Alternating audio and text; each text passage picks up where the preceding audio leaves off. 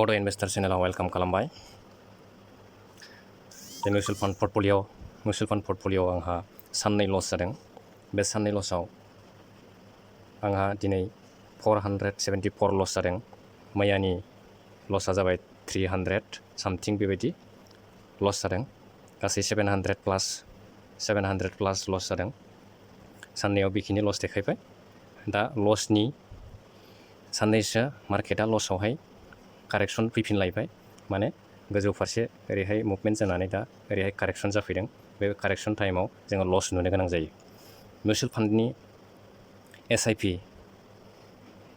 एसआइपिआ जोंनिया लं टार्म हिसाबै मास मोनफ्रोमबो जोंहा इनभेस्ट जाबाय थायो लस जेसेबां लस फैगोन लस टाइमावबो इनभेस्ट जागोन आरो गोजौ फारसे दावखोयोब्लाबो गोजौआवबो इनभेस्ट जागोन एसआइपिआ तारिख मोनफैयोब्लानो एकाउन्टनिफ्राय डिडाक्ट जाबाय थागोन अट'मेटिक बिदिब्ला जोङो लं टार्मावहाय मिउचुअल फान्डआव गोजौ फारसे दावखोनायाव जोङो प्रफिटखौनो नुनो मोनजोबनाय जायो बिदिब्ला मिउचुअल फान्ड आरो एलआइसि बे मोननैनि डिफारेन्सखौ आं एसे एक्सप्लेन खालामनि एलआइसिआव जोङो फिक्स रिटार्न मोननाय जायो बेखायनो जों एलआइसिफ्राव जोंनि रां दोननायफ्रा मानो होनबा एसेबां बारायनो हाया जोङो नोंथाङा जुदि 1 लाख जुदि लामसाम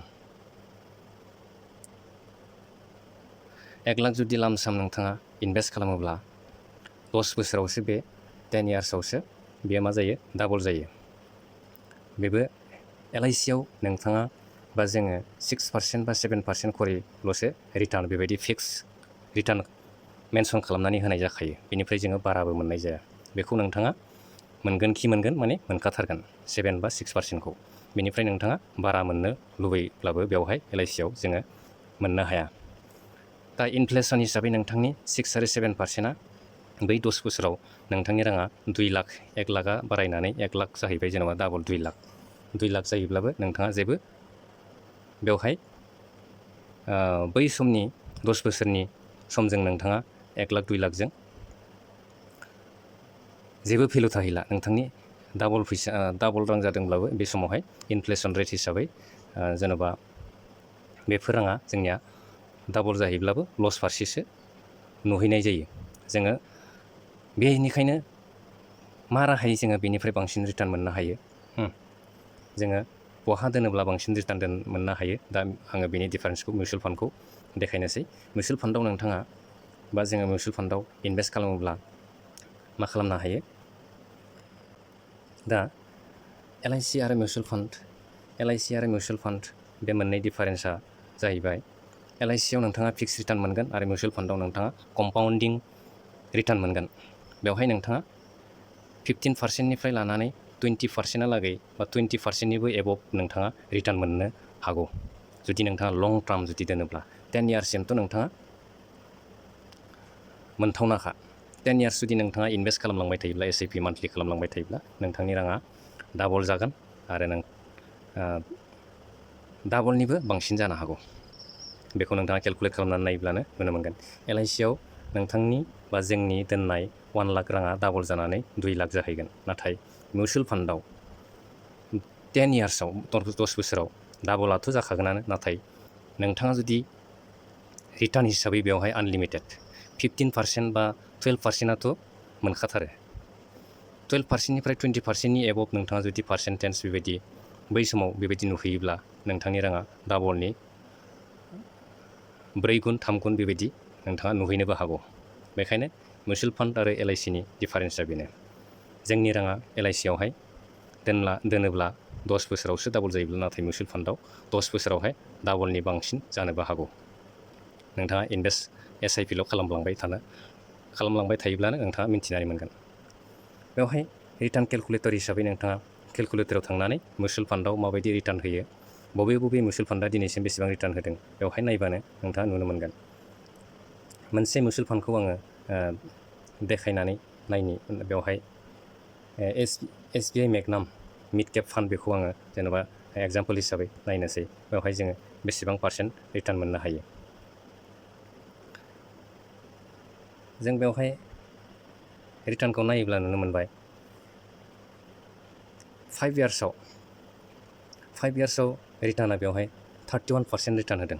बिदिब्ला 31% रिटार्न होयोब्लाथ' जोङो केलकुलेट खालामब्लानो नुनो मोनसिगोन नोंथाङा इनभेस्टेड जुदि वान टाइम लामसाम जुदि नोंथाङा 1 लाख जुदि रां इनभेस्ट खालामोब्ला नोंथांनि राङा बेसेबां जाहैगोन बेवहायनो नोङो नुनो मोनसिगोन। आङो 1 लाख बेवहाय होनोसै डाइरेक्ट 1 लाखखौ 5 इयार्ससिम जुदि वान टाइम खेबसेनो जुदि लामसाम दोनोब्ला बेयो नोंथांनि 1 लाखआ बेसेबां जाहैखो बारायनानै 3,95,000 बेबायदि नोंथाङा रिटार्न नुहैनो मोनो। 5 इयार्सआवनो नोंथाङा डाबलनि बारा रां इनकाम जानाय नुनो मोनो। नोंथाङा मात्र 1 लाखल' रां दोनदोंमोन, नाथाय बेवहाय 1 लाख 2 लाख बेसेबां मोनखो 2 लाखखौनो मोनफ्रामबाय नोंथाङा एक्सट्रा आरोबाव। नोंथाङा 1 लाख इनभेस्ट खालामनानै 2 लाखनि खाथियावनो नोंथाङा रिटार्न मोनफ्रामबाय। गासैजों इनभेस्टेड प्लास रिटार्न गासै 3,95,000 बेबायदि नोंथाङा रिटार्न मोनो। बेवहाय मिउचुवेल फान्डआव रिटार्नआ बेवहाय रेट खाना होनाय गैया। 7% 6% बेबायदि रिटार्न माने फिक्स नङा LIC बायदि। बे मिउचुवेल फान्डआव नोंथाङा SIP इयारलि गोबां बोसोरसिम जुदि नोंथाङा इनभेस्ट खालामलांबाय थायोब्ला नोंथांनि राङा माने 4 गुन 5 गुन बेनो गोबां गुन बेबायदि नोंथाङा गोबां एक्स डाबल खालामनो हागोन नोंथाङा रांखौ। दा मिउचुवेल फान्डनि पावारा बेनो कम्पाउन्डिं जायो। कम्पाउन्डिं माने बेवहाय नोंथांनि राङा मा जागोन, जेसेबां इन्टारेस्ट जागोन बे इन्टारेस्टआ इनभेस्टेड एमाउन्टजों मेन केपिटेल एमाउन्टजों नोंथांनि इन्टारेस्टआ प्लास जाफादेरनानै मा जागोन, नोंथांनि राङा बैफोर इन्टारेस्टनि सायावबो इन्टारेस्ट नोंथाङा कम्पाउन्डिं इन्टारेस्ट बेबायदि नोंथाङा इनकाम खालामनो हायो। मिउचुवेल फान्डनि प्रसेसा बेबायदि। दा LICआव फिक्स रिटार्ननि थाखायनो जोंनि राङा जोङो गोबाव बोसोर दोनोब्लाबो एसेबां बारायनायखौ जों नुनो मोना। दा मिउचुवेल फान्डआव बेनो इन्टारेस्टिंआ, नोंथांनि राङा कम्पाउन्डिं जालांबाय थायो। जेसेबां रिटार्न मोनगोन नोंथाङा बे रिटार्ननि सायावबो कम्पाउन्डिं जानानै नोंथांनि राङा डाबल जाहैयो थाबनो। दा मिउचुवेल फान्डनि जिथु प्रफिट लस बेखौ नोंथाङा नोंथांनि मबाइलजोंनो एकाउन्ट खुलिनानै बे मबाइलावनो प्रफिट लसखौ नोंथाङा नुबाय थानो मोनगोन। सानफ्रामबो एनालाइज खालामबाय थानो हागोन नोंथाङा। पर्टफलिअ एनालाइसिसखौ नायनानै नोंथाङा एनालाइज खालामनानै बबे मिउचुवेल फान्डआ बेसेबां रिटार्न होदों बे हिसाबै नोंथाङा नायै बेसेबां पार्सेन्ट रिटार्न, बबे मिउचुवेल फान्डआ बेसेबां पार्सेन्ट रिटार्न होयो बेखौ नोंथाङा मोनफ्रोमबो मिउचुवेल फान्डखौ नायनानै एनालाइज खालामनानै इनभेस्ट खालामनो हायो। बेवहाय गोबां सानथ्र'हायि मिउचुवेल फान्ड दङ। नोंथाङा SBI मिउचुवेल फान्डआव दोनो ना निपन इन्डिया मिउचुवेल फान्डआव दोनो ना axis mutual fund, HDFC mutual fund, अनेक रोखोमनि मिउचुवेल फान्ड नोंथाङा नुनो मोनगोन। बेवहाय जोङो इनभेस्ट खालामोब्ला खम रांजों 1,000 करि नोंथाङा इनभेस्ट खालामोब्लाबो गोबां रां बानायहैनो हायो सानसे समाव। नोंथाङा टाइमल' होनो हानांगोन। नोंथाङा 10 इयार्स 14 15 इयार्स 20 इयार्स बेबायदि सम होनो हायोब्लानो बेवहाय LICनिफ्राय बांसिन रां बानायहैनो हायो।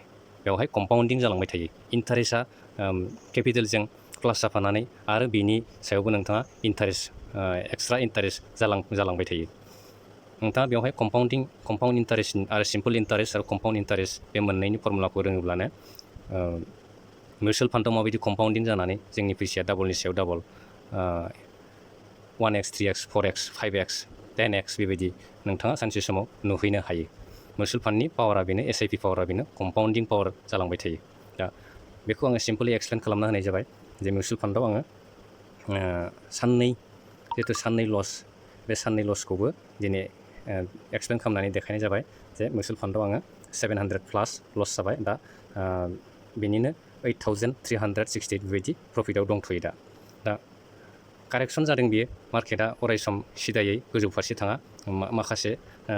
माखासे दिन बियो बेबायदि कारेक्सन लाइनाव फैफिननायनि मुभमेन्ट जागासिनो दङ। बेनिफ्राय गोजौ फारसे थाङोब्लानो आङो प्रफिटखौ नुफिननो मोनगोन आरो बेजों लोगोसे मान्थलि तारिख सफैब्लानो आंनि राङा आरो इनभेस्ट जाबावगोन। इनभेस्ट जायोब्ला आरो केपिटेला बारायबावबाय। केपिटेल बारायनाय लोगो लोगो आरो नोंथांनि प्रफिटआ दैलि प्रफिटआ एसे बारायलांबाय थालायसिगोन। बुरजानि सायाव बुरजा जेसेबां इनभेस्ट जालांबाय थागोन नोंथाङा बेसेबांनो रिटार्नखौबो बुरजा नुबाय थागोन, प्रफिटखौबो बुरजा नुबाय थागोन। बेबायदिनो लसखौबो बुरजा नुगोन नुनायालाय, थेवब्लाबो लसखौ नुयोब्लाबो मिउचुवेल फान्डआ सानसे समाव गोबां कम्पानिनि पारफरमेन्सनि थाखाय गोजौ फारसे थांबाय थागोन आरो प्रफिट होलांबाय थागोन। नोंथाङा बेवहाय सम होलांबाय थायोब्लानो, इनभेस्ट खालामलांबाय थायोब्लानो आनलिमिटेड प्रफिट नुलांबाय थागोन। बेवहाय नोंथाङा थि टाइम दोननो गोनां आरो थि टाइम 10 बोसोरसिम दोनथारनांगौ बेबायदि नङा। नोंथाङा 2 बोसोर 3 बोसोर थानानैबो उइद्र' रिडिम खालामनो हायो, रांखौ उइद्र' खालामना लानो हायो। बेवहाय नोंथांनि गोसो मथे इनभेस्ट खालामबाय थानो हायो। बेवहाय टाइम सेटिं खालामनो गोनां गैया। बेवहाय नोंथांनि गोसो मथे इनभेस्ट खालामलांबाय थायोब्लानो इनभेस्ट खालामलांबाय थानो हायो। दा मिउचुवेल फान्डनि जिथु पर्टफलिय' बेखौ आङो बेखिनियावनो देखायनाय जाबाय आरो भिडिअखौ मोजां मोनदोंब्ला लाइक, शेयार, साबस्क्राइब खालामदो आरो सोलोंना लाग्रोनानै इनभेस्ट खालामनो गोसोब्ला बेवहाय एकाउन्ट खुलिना लानानै ग्र' एप्सआव एकाउन्ट खुलिना लानानै नोंथाङाबो गावनि मबाइलावनो इनभेस्ट खालामनो हायो। आरो नोंथाङा जुदि एकाउन्ट खुलिनो गोसोब्ला आङो ग्र' एप्सनि लिंकखौ आंनि डिसक्रिपसनाव होनानै दोननाय जाबाय। बे ग्र' एप्सआव नोंथाङा एकाउन्ट खुलिनानै लानो हागोन आरो एकाउन्ट खुलिनानै इनभेस्ट खालामनायखौ नोंथाङा जागायजेननो हागोन।